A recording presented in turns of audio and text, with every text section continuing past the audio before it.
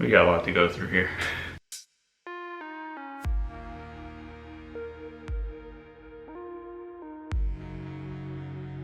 So before we get into this chaos here, I gotta give a shout out. Oh, that's cringy. I gotta give a shout out to my fiance. So in 2 days from when I'm recording this, it's my birthday. So she decided to surprise me with one of my birthday presents tonight, and it is this. Oh, I'm so excited to do this. I've recently got into more doing the Lego stuff, and I've seen this, and I've seen the Batmobile on my radar, and I was almost gonna snatch this up, but she said, just wait, it's your birthday coming up. So I waited patiently, which is very difficult for me to do when I want something, and she surprised me with this, so I'm beyond excited. Here's a clip of me getting surprised with it. Are your eyes closed? Yes. Okay. I don't like this. Well, put your hands out, but don't look.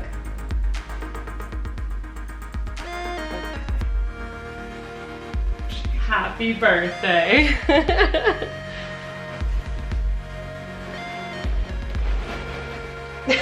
Don't Broke shake it. It's in pieces. I know what it is.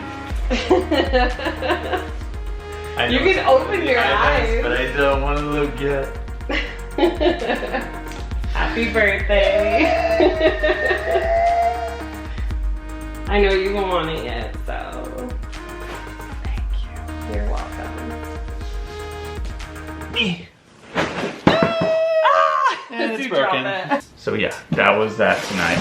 But this is all from this past weekend. So let's start with Saturday morning, which was the Polar Bear Pop Culture store toy show. Polar Bear Pop Culture store is a local shop that has a lot of collectibles, and they've been a really good store for us to go to because we find a lot of stuff we don't normally see at a lot of the other collectible stores, and for very reasonable pricing. I actually took a bunch of stuff to trade in there as well for the first time, and I was really impressed by the whole process and what I was given. So I'm definitely going to be bringing back, I have a few boxes of stuff I need to take in. So we went to the toy show first that they were hosting this past weekend.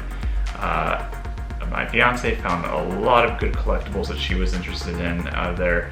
I came across a couple things, nothing too crazy, but still stuff that I don't come across too often. One thing that I came across that's actually at the Polar Bear's table, not an actual polar bear, the Polar Bear Culture Shop's table at the toy show, because they are a collectible store. They do get a lot of products and that you can't find in the stores a lot of times. And it is the gold labeled collection edition of Azrael armor, or Batman armor. So I have the other two Azraels in this set.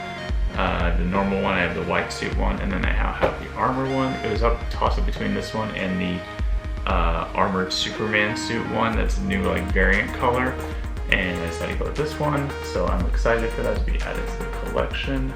And then the only other thing was there was a horror booth there that sold a lot of horror collectibles and a lot of odds, movies, and Blu-rays you don't come across anymore because they're out of print, or they're just stuff that you just don't come across in stores out here because it might be a little too risque or I guess on edge type horror movies. One that's not, but it's something that I've yet to see actually, which is surprising.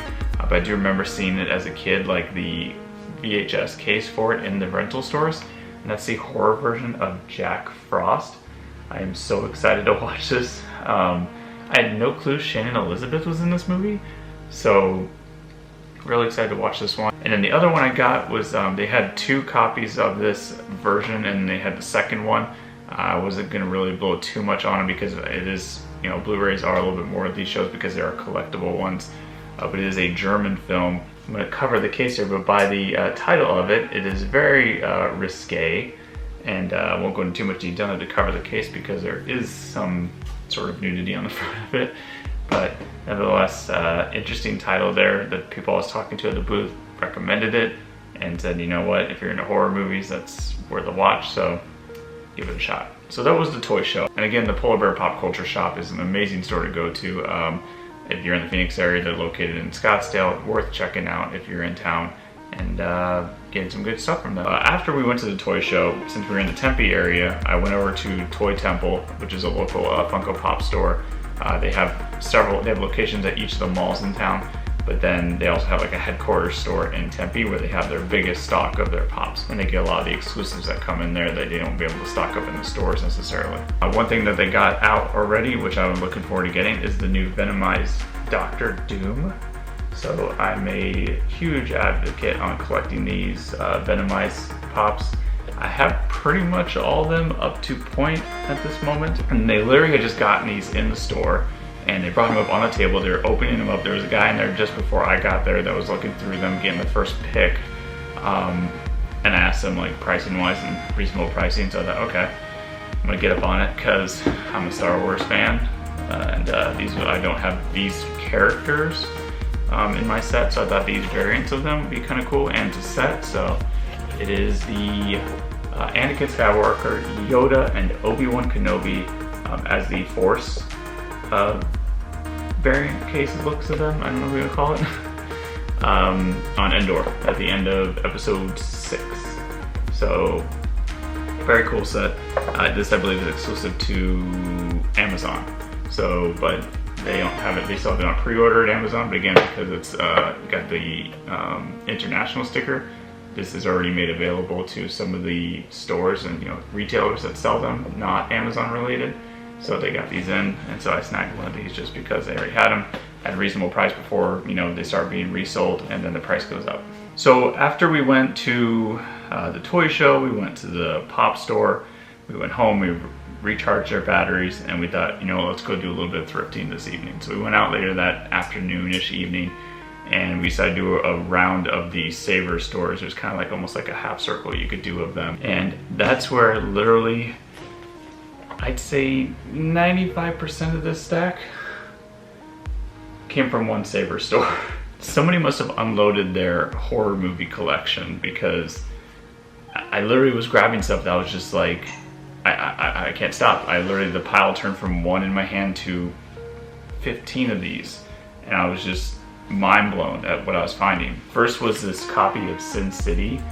It's just a normal DVD version, which I've been eyeing to wait to find this on Blu-ray, possibly in a thrift. But this version I thought was well worth it in itself, because not only is it got a recut and extended version of it in here and unrated, but this is an exclusive one where 2 discs in here, I believe, 2, yeah, and a copy of the book, or at least a version of the book. But the book is pretty much in good condition.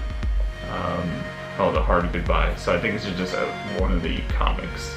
I'm not familiar with the series, so I'm not sure if this is again like just one of the editions of the story, or this is the actual story in itself. But this being kind of a little bit quirky special edition type, I thought I couldn't pass it up and just said screw it and get this as my copy of Sin City to have. A brand new copy of The Fly 2. I had found The Fly, the first one, at a different Saver store, and this one brand new sealed, Invasion of the Body Snatchers. My Bloody Valentine, the original from 1981. Critters 2, Critters 3, Critters 4. I found brand new at a Goodwill a while back, the Critters Attack, I think it's called. It's a more recent one from 17-ish. So I know there's a box set of for Critters, and I saw it actually at the toy show, but I thought the box set's a little bit pricier, and since I had 3 of the 4 there, right there, minus the 5th one, I guess you could say, I was like, alright, I'm just gonna snatch these up. Now I'm on the hunt to find Critters 1. Frogs, which has Sam Elliott in it. I seen this at one Saver store, and I was so bummed because the disc was haggard, so decided not to get it. This one's perfectly fine, so I'm excited to watch this. Very curious. Don't know what to expect there.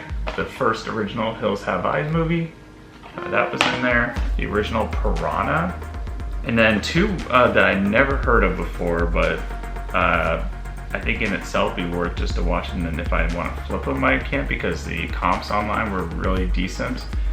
What first was this box set of Taken?